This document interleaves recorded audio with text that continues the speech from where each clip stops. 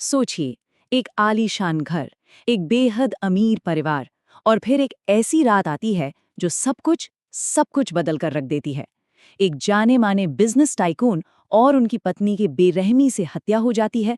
उनका बेटा अस्पताल में जिंदगी और मौत के बीच झूल रहा है और उनकी बेटी इस पूरी वारदात की अकेली गवाह गहरे सदमे में है।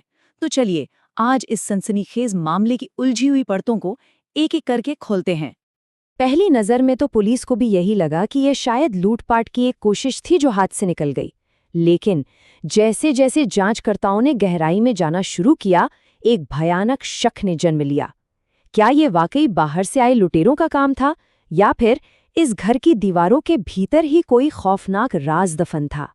तो कहानी शुरू होती है उस भयानक मंजर से जिसका सामना सबसे पहले पुलिस ने किया। एक ऐसा क्राइम सीन जो किसी की भी रूह कंपा दे। चलिए समझते हैं कि उस रात आखिर हुआ क्या था। देखिए, रात की शुरुआत तो जश्न और खुशियों से हुई थी। परिवार अपने चचेरे भाई रौनक की सगाई मना रहा था। सब कुछ ठीक था। लेकिन किसे पता था कि कुछ ही घंटों के अंदर रात 11 से 12 के बीच घर के मालिक कपिल और गौतमी कपूर की बेरहमी से हत्या कर दी जाएगी।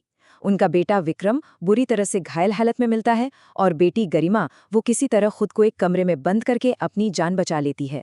अगली सुबह जब ये खबर बाहर आती है तो पूरा शहर सन्न रह जाता है। और यहीं से ये केस और भी ज्यादा उलझ जाता है।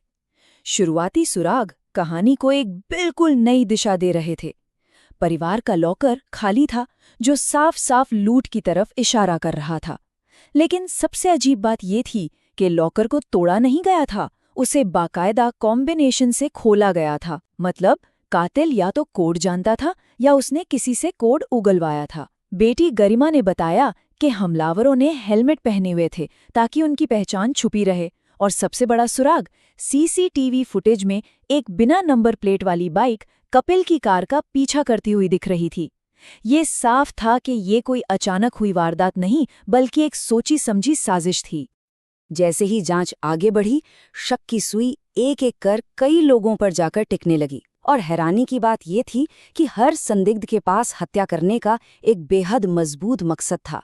आइए देखते हैं पुलिस की लिस्ट में कौन कौन शामिल था।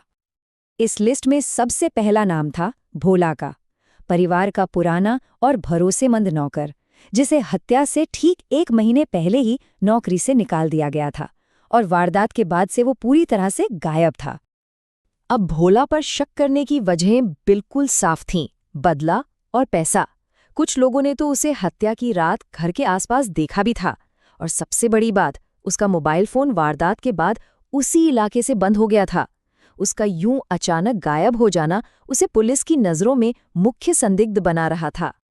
अगला नाम था रंजीत, बेटी गरिमा का एक्स बॉयफ्रेंड। रंजीत के पास कपिल कपूर से नफरत करने की और बदला लेने की एक बहुत बड़ी और बहुत पर्सनल वजह थी। हुआ ये था कि कपिल कपूर ने रंजीत और गरिमा का रिश्ता तोड़ने के लिए उसे फ्रॉड के एक झूठे केस में फंसाकर जेल भिजवा दिया था। तो बदला लेने का मकसद तो बिल्कुल साफ था। और चौंकाने वाली बात ये थी कि जेल से बाहर आने के बाद भी वो लगातार गरिमा से फोन पर बात कर रहा था और हत्या की रात उसकी फोन लोकेशन भी कपूर मेंशन के पास ही मिली। अब शक की सुई घूमकर परिवार के अंदर ही आ जाती है, चचेरे भाई रौनक पर। जी हाँ, वही रौनक जिसे घर में एक नौकर की तरह समझा जाता था, लेकिन जो रातों रात करोड़ों की जायदाद का वारिस बनने वाला था। रौनक की कहानी भी बड़ी पेचीदा थी। कपिल ने अपनी जायदाद का 1/3 हिस्सा उसे देने का वादा किया था, लेकिन एक अजीब सी शर्त पर कि रौनक कपिल की गर्भवती प्रेमिका नेहा से शादी कर ले। लेकिन रौनक को ये भी भनक लग गई थी कि कपिल शादी होते ही वसीयत बदलने वाला था।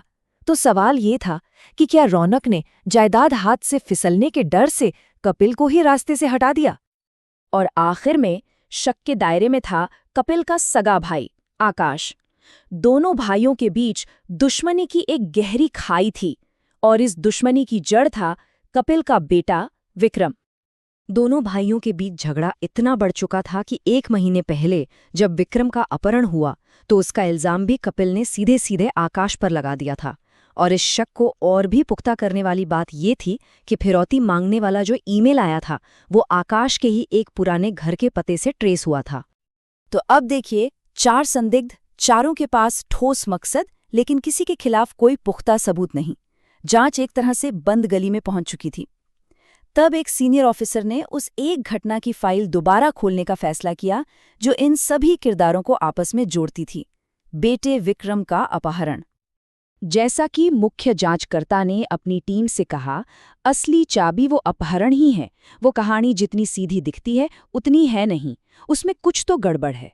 उन्हें यकीन था कि उस अपहरण का सच ही इस दोहरे हत्याकांड का राज खोलेगा।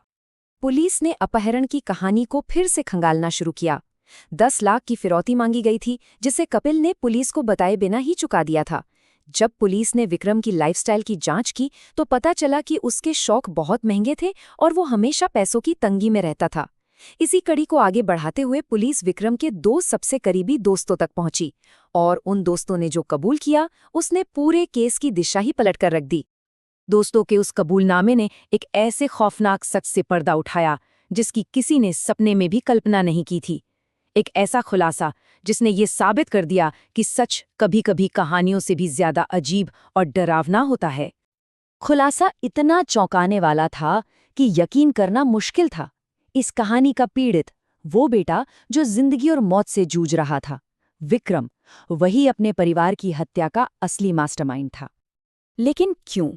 मकसद क्या था? मकसद था डर। विक्रम ने अपने महंगे शौक और अपनी अय्याशी भरी जिंदगी को फंड करने के लिए खुद के अपहरण की साजिश रची थी। लेकिन जब उसकी मां को वो 10 लाख रुपए मिल गए और उन्होंने उसका राज खोलने की धमकी दी तो विक्रम बुरी तरह घबरा गया। अपनी जिंदगी का पर्दाफाश होने के डर से उसने अपने ही माँ बाप को हमेशा के लिए चुप कराने का फैसला कर लिया। अब कातिल तो बेनकाब हो चुका था, लेकिन ये केस सिर्फ यहाँ खत्म नहीं होता। ये एक ज्यादा गहरा सवाल खड़ा करता है। आखिर ऐसा क्यों हुआ? क्या इस भयानक अंत को रोका जा सकता था? कहते हैं, अपराध एक झटके में नहीं होता, वो आने से पहले हर कदम पर दस्तक देता है। शायद कपूर परिवार ने भी वो दस्तकें सुनी थीं, लेकिन उन्होंने उन्हें नज़रअंदाज करने का फैसला किया। सोचिए, ऐसे कई मौके थे जब इस तबाही को टाला जा सकता था। विक्रम की बेहिसाब फिजूल खर्ची एक बड़ी चेतावनी थी। अपहरण के वक्त पुलिस को इस मामले से दूर रखना एक बहुत बड़ी और घातक गलती थी, और परिवार की झूठी इज्जत को अपने बेटे की बिगड़ती आदतों से ऊपर रखना, ये सब वो चूक थीं जिनकी कीमत पूरे परिवार को अपनी जान देकर चुकानी पड़ी। तो इस पूरी कहानी का निचोड़ एक बहुत बड़ी चेतावनी है। ये हमें सिखाती है कि जब हम अपनों में ही खतरे के संकेतों को अनदेखा करते हैं तो उसके अंजाम कितने खौफनाक, कितने भयानक हो सकते हैं। और आखिर में ये कहानी हमें एक ज़रूरी सवाल के साथ छोड़ जाती है। हम अपनी रोज़मर्रा की ज़िंदगी में किन छोटी-छोटी चेतावनियों को, किन दस्तकों को अनसुना कर रहे हैं जो कल किसी बड़े तूफान का रूप ले सकती हैं? इस पर सोचेगा ज़रूर।